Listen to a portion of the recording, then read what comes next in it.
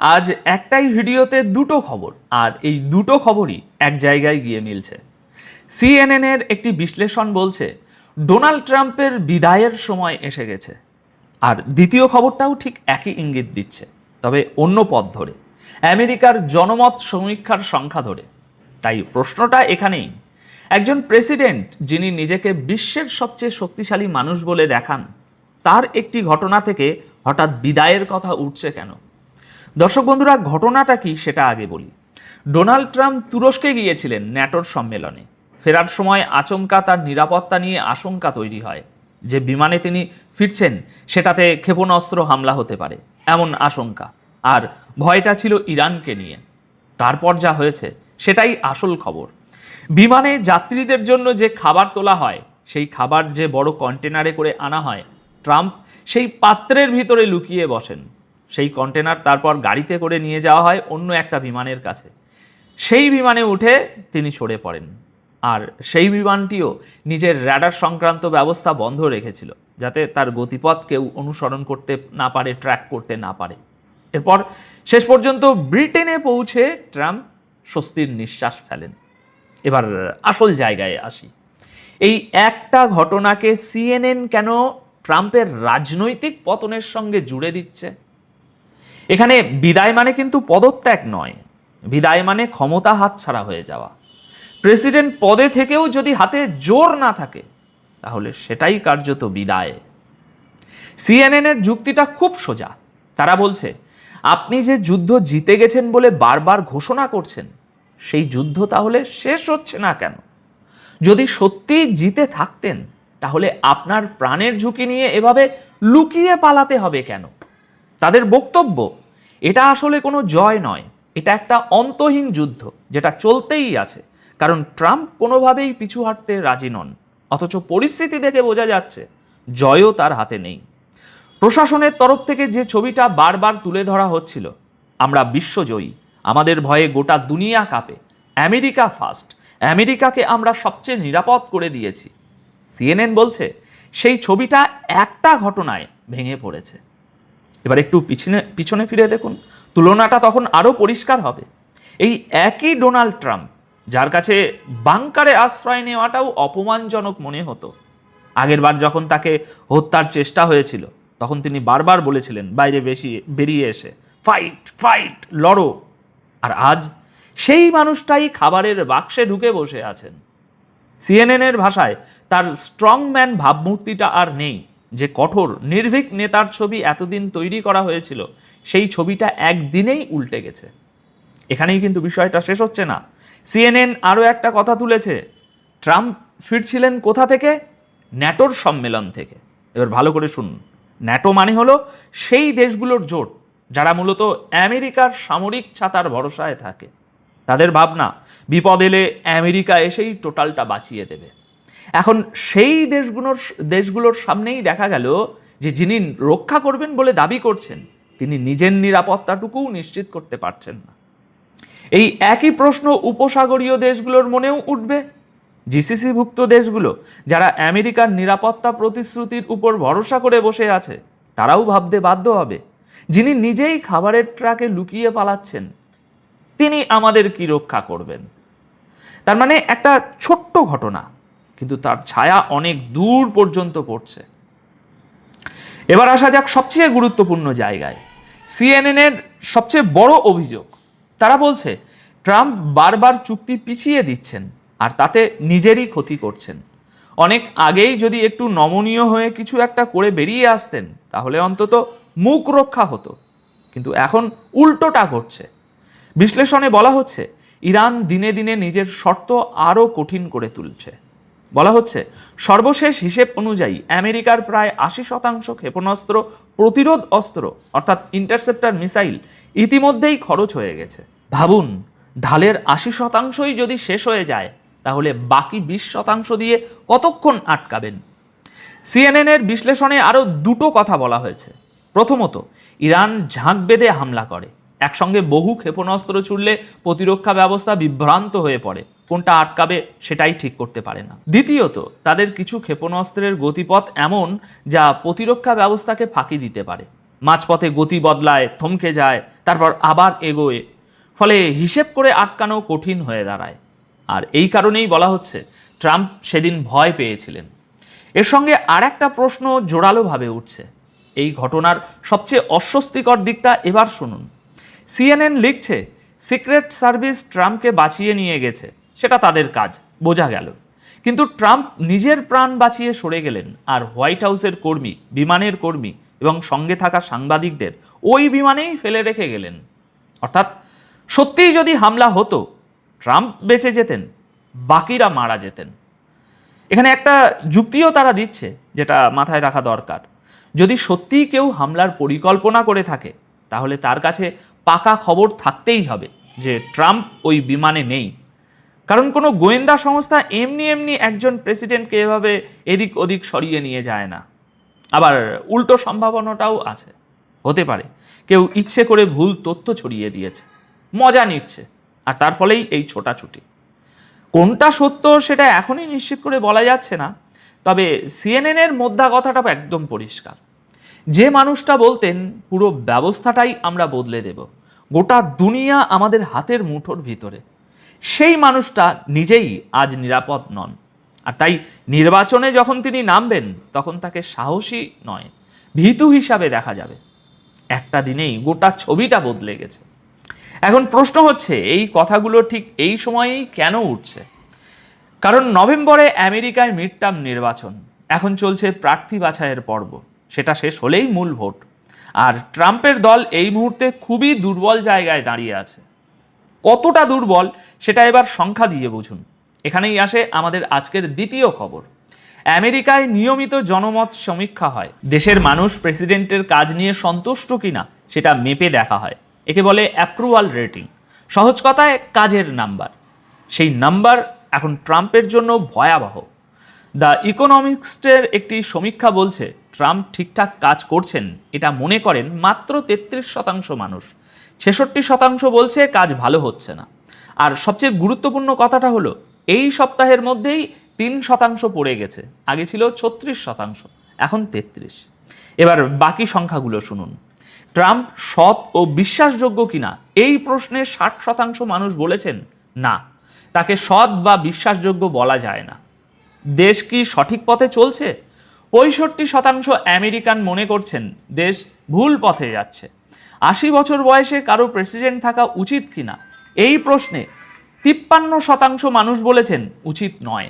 অর্থাৎ সংখ্যাগরিষ্ঠ মানুষ মনে করছেন এই বয়সে প্রেসিডেন্টের দায়িত্ব সামলানো ঠিক নয়। আর সবচেয়ে বড় ধাক্কাটা এসেছে দুর্নীতির প্রশ্নে। অভিযোগ হলো ট্রাম্প প্রেসিডেন্টের পদটাকে ব্যক্তিগত লাভের জন্য ব্যবহার করছেন। 61% আমেরিকান এই অভিযোগ মানছেন। বিচার বিভাগ নিয়েও একই ছবি।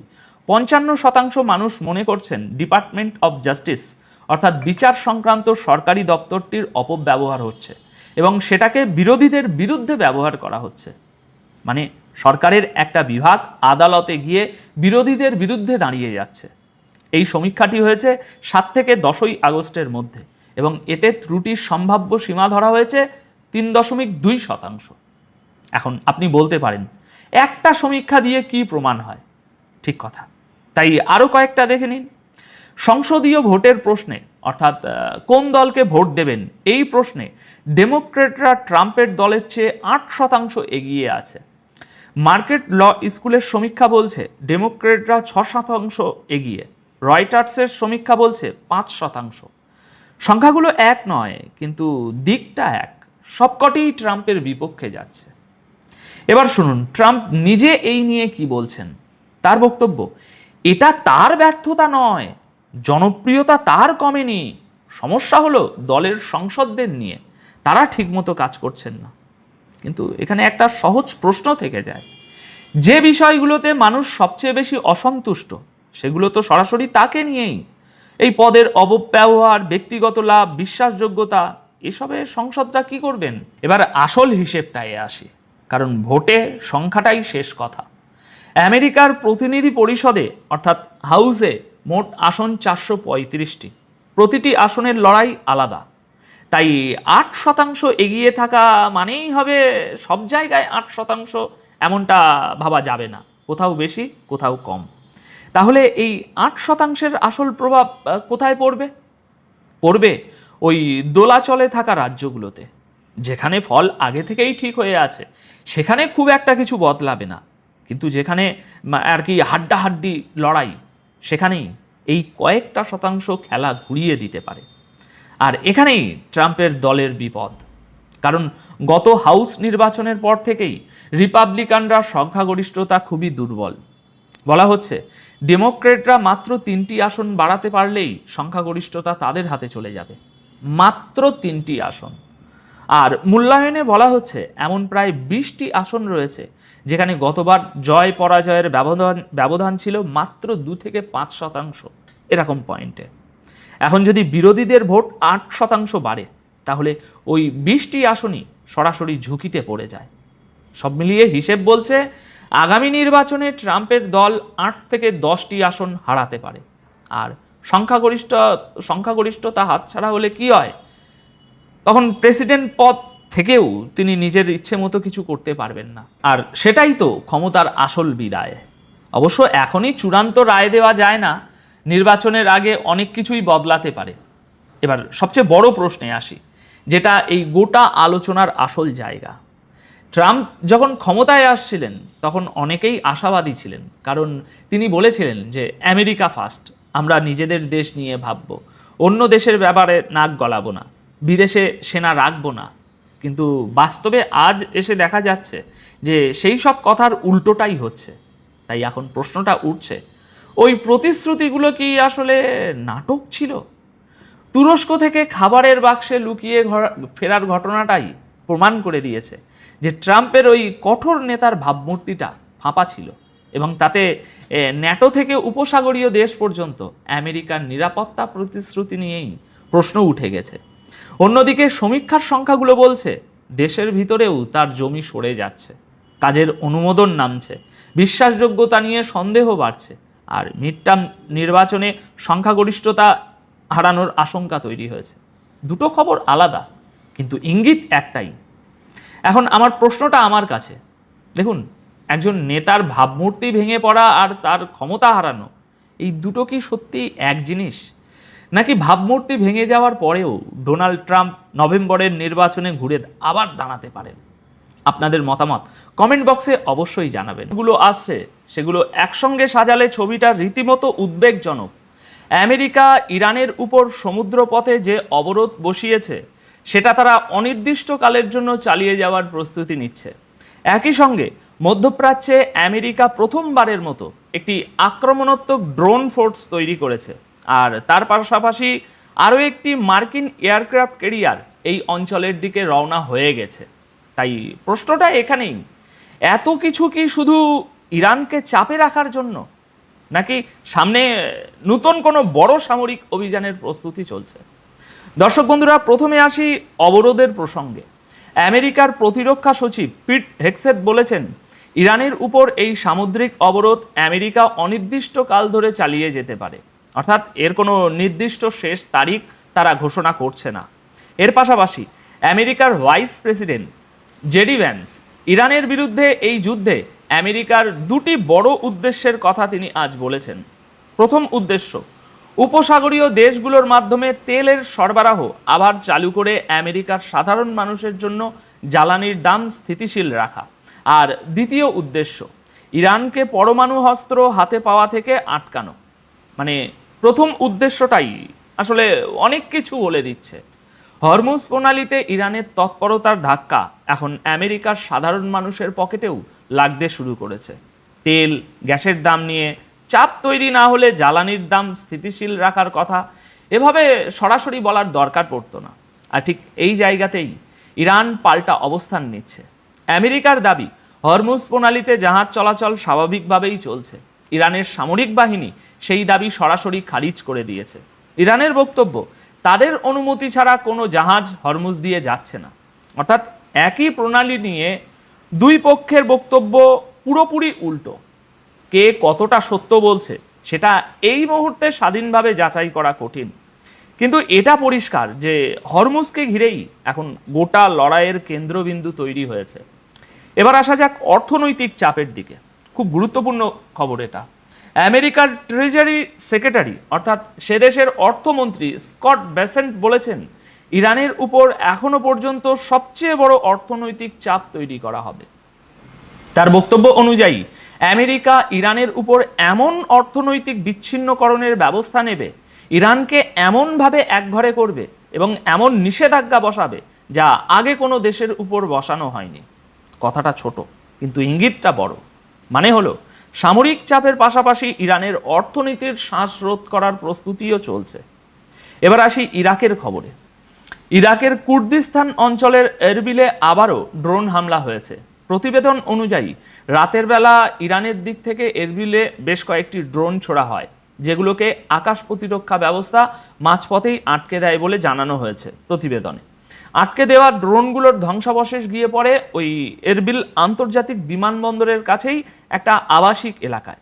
তবে এতে কারো আহত বা হতাহতের কোনো খবর এখনো পর্যন্ত পাওয়া যায়নি। কিছু প্রতিবেদনে দাবি করা হয়েছে যে এই ড্রোনগুলোর আসল লক্ষ্য ছিল এরবিলের একটি হোটেলে। বলা হচ্ছে সেখানে মার্কিন সেনাদের উপস্থিতি ছিল। এখন এখানে একটা প্রশ্ন অনেকের মনেই আসে, ইরান হোটেলে হামলা করলো কেন? দেখুন, এর পিছনে যে ব্যাখ্যাটা সামনে এসেছে তা হলো অনেক মার্কিন সেনা নাকি নিজেদের ঘাঁটি ছেড়ে হোটেলে ঘর নিয়ে থাকছিলেন নিরাপত্তার কারণে। এটা দাবি হিসাবেই বলা হয়েছে, প্রমাণিত তথ্য হিসাবে নয়। মনে করে দেখুন, এর আগেও ওমানেও একটি হোটেলে হামলা হয়েছিল, সেই সূত্র ধরেই এই ব্যাখ্যাটা আসছে। এবার আসা যাক আজকের সবচেয়ে গুরুত্বপূর্ণ খবরে। আমেরিকা মধ্যপ্রাচ্যে এমন একটি ড্রোন ফোর্স তৈরি করেছে যার কাজ শুধু শত্রুর ড্রোন আটকানো নয়, এই বাহিনীর কাজ নিজেদের আক্রমণাত্মক ড্রোন দিয়ে শত্রুর লক্ষ্যবস্তুতে সরাসরি হামলা চালানো। এর নাম দেওয়া হয়েছে টাস্ক ফোর্স ফ্যালকন স্ট্রাইক। আর সবচেয়ে বড় কথা, আমেরিকা এই বাহিনী একা তৈরি করেনি, এতে আমেরিকার আঞ্চলিক অংশীদার দেশগুলোরও সেনা যুক্ত থাকবে। একাধিক দেশকে নিয়ে এমন আক্রমণাত্মক ড্রোন বাহিনী এই প্রথম তৈরি হলো মধ্যপ্রাচ্যে। এই বাহিনীতে ব্যবহার হবে ওয়ান ওয়ে অ্যাটাক ড্রোন, মানে সহজ ভাষায় বললে আত্মঘাতী ড্রোন। এই ড্রোনগুলো একবার উড়ে যায়, লক্ষ্যবস্তুতে গিয়ে আঘাত করে, তারপর আর সেখান থেকে ফিরে আসে না। মজার ব্যাপার হলো ঠিক এই ধরনের ড্রোনই কিন্তু ইরানের ভান্ডারে প্রচুর প্রচুর পরিমাণে জমা রয়েছে। আরও একটা বিষয় খেয়াল করার মতো এখানে, সেন্টকম তথ্য অনুযায়ী এই বাহিনীতে শুধু আকাশ থেকে হামলা চালানো ড্রোন থাকবে না, সমুদ্রের উপরিভাগ থেকে এবং সমুদ্রের নিচ থেকে চালানো যায় এমন চালকবিহীন আক্রমণাত্মক ব্যবস্থাও এর অন্তর্ভুক্ত থাকবে। অর্থাৎ আমেরিকা এমন একটি বাহিনী তৈরি করছে যা একসঙ্গে 3টি ভিন্ন জায়গা থেকে শত্রুর সামরিক ও গুরুত্বপূর্ণ লক্ষ্যবস্তুতে আঘাত আনতে পারবে। এটা যে ইরানকে মাথায় রেখেই, তার আজ পাওয়া যায় আগের অভিজ্ঞতা থেকে। এবার পার্থক্য শুধু এটুকু যে এবার আমেরিকা একা নয়, একাধিক দেশ একই ড্রোন কাঠামোর ভিতরে কাজ করবে। এখান থেকে একটা বড় শিক্ষা পরিষ্কার হয়ে যায়, ভবিষ্যতের যুদ্ধ আসলে ড্রোনের যুদ্ধ। যুদ্ধবিমান অত্যন্ত ব্যয়বহুল, একটা পড়ে গেলে বিশাল ক্ষতি, কিন্তু ড্রোনে পাইলট হারানোর ঝুঁকি নেই, খরচও তুলনায় অনেক কম। ড্রোন যুদ্ধের চেহারাটাই বদলে দিয়েছে, ক্ষতির পরিমাণ বাড়িয়ে দিয়েছে আর লড়াইয়ের গতি পাল্টে দিয়েছে।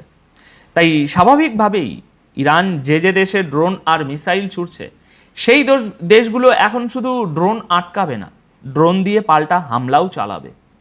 এবার আসি মার্কিন নৌবহরের প্রসঙ্গে। এটাও খুবই গুরুত্বপূর্ণ লেটেস্ট আপডেট। মধ্যপ্রাচ্যে আমেরিকার সামরিক জমায়েত আবার বাড়ছে। মার্কিন aircraft carrier USS George Washington এখন মধ্যপ্রাচ্যের জলসীমার দিকে এগোচ্ছে। এটা গত সপ্তাহে ভিয়েতনামের দা নং বন্দর থেকে রওনা হয়েছে, সঙ্গে রয়েছে একটা ক্রুজার এবং একটা ডেস্ট্রয়ার। এরপর এই মার্কিন যুদ্ধজাহাজগুলো সিঙ্গাপুর প্রণালী এবং মালাক্কা প্রণালী পেরোতে দেখা গেছে। অন্যদিকে মধ্যপ্রাচ্যে বেশ কয়েকদিন ধরেই মোতায়েন রয়েছে ইউএসএস আব্রাহাম লিঙ্কন। আর এই জাহাজ নিয়ে দীর্ঘ মোতায়েন, রসদ সরবরাহ এবং সেনাদের মানসিক অবস্থা নিয়ে প্রশ্ন উঠতে শুরু করেছে। মাঝে খবর এসেছিল যে ছুরি নিয়ে সংঘর্ষে 7 জন সেনার মৃত্যু হয়েছে। আবার খবর এসেছিল যে কেউ কেউ নাকি জাহাজ থেকে ঝাঁপ দিয়ে আত্মহত্যার চেষ্টা করছেন। মানে এতগুলো প্রতিবেদনে আসা দাবি এতগুলো খবর একসঙ্গে এলে বোঝা যায় দীর্ঘ মোতায়েনের চাপ সেখানে সত্যিই তৈরি হয়েছে। তাহলে নতুন এই এয়ারক্রাফট ক্যারিয়ার আসার কারণ কি? দুটো সম্ভাবনা আছে।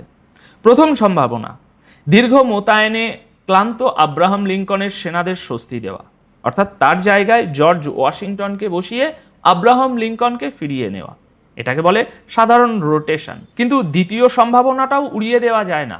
হতে পারে আমেরিকা মধ্যপ্রাচ্যে নতুন কোনো সামরিক অভিযানের প্রস্তুতি নিচ্ছে। কারণ যদি ইউএসএস জর্জ ওয়াশিংটন সত্যি মধ্যপ্রাচ্যে পৌঁছে যায়, তাহলে এই অঞ্চলে আমেরিকার হাতে আরও একটা কিন্তু বড় এয়ারক্রাফট ক্যারিয়ার এবং তার সঙ্গে একাধিক যুদ্ধজাহাজ মজুদ থাকবে। একদিকে নতুন আক্রমণাত্মক ড্রোন বাহিনী সাজানো হচ্ছে, অন্যদিকে আরও একটি এয়ারক্রাফট ক্যারিয়ার। দুটো খবর পাশাপাশি রাখলে সাধারণ রোটেশনের ব্যাখ্যাটা একটু হালকা মনে হতে পারে। এবার আসি সমুদ্রপথের সবচেয়ে টাটকা ঘটনায়। ইরান আবারও সংযুক্ত আরব আমিরাতের জাহাজকে নিশানা করেছে, আর এবার একসঙ্গে দুটো জাহাজে হামলা হয়েছে। বৃহস্পতিবার গভীর রাতে আমিরাতের সরকারি তেল সংস্থা এডানক জানিয়েছে তাদের দুটি জাহাজ হরমুজ প্রণালী দিয়ে যাচ্ছিল, আর তখনই সেগুলোকে নিশানা করা হয়। এই হামলায় কারো আহত হওয়ার খবর নেই। খবরটি সামনে এসেছে আজ 14ই আগস্টের একেবারে সকালে। আমিরাতের পররাষ্ট্র মন্ত্রণালয় এই হামলাকে ইরানের বৈরী হামলা বলে বর্ণনা করেছে। তাদের অভিযোগ, ইরানের আইআরজিসি বাণিজ্যিক জাহাজ চলাচলকে নিশানা করছে এবং হরমুজ প্রণালীকে অর্থনৈতিক চাপ তৈরির একটা অস্ত্র হিসাবে ব্যবহার করছে তারা। আর এটা এক সপ্তাহেরও কম সময়ে এডানগের সঙ্গে যুক্ত জাহাজের উপর দ্বিতীয় হামলা। তবে এই সর্বশেষ হামলায় দুটি জাহাজের কতটা ক্ষতি হয়েছে, সেগুলোতে কি পণ্য বোঝাই ছিল, আর কোন অস্ত্র দিয়ে হামলা হয়েছে, তার বিস্তারিত এখনো কোনো তথ্য সামনে আসেনি। হামলা হয়েছে এটুকু জানা গিয়েছে। মধ্যপ্রাচ্যের বাইরের কয়েকটি খবরও এখানে গুরুত্বপূর্ণ।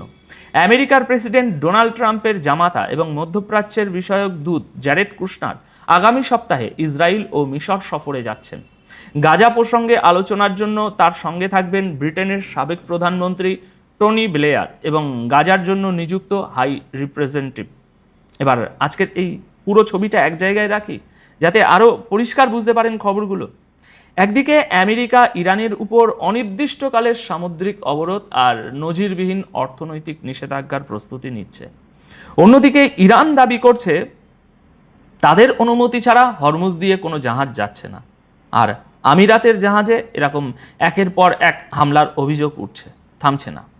এর মাঝখানেই আমেরিকা একাধিক দেশকে নিয়ে নতুন আক্রমণাত্মক ড্রোন বাহিনী গড়ছে এবং আরও একটি এয়ারক্রাফট ক্যারিয়ার এই অঞ্চলের দিকে পাঠাচ্ছে ফিরিয়ে নেবার পরিবর্তে। অর্থাৎ চাপ আর পাল্টা চাপ দুটোই একসঙ্গে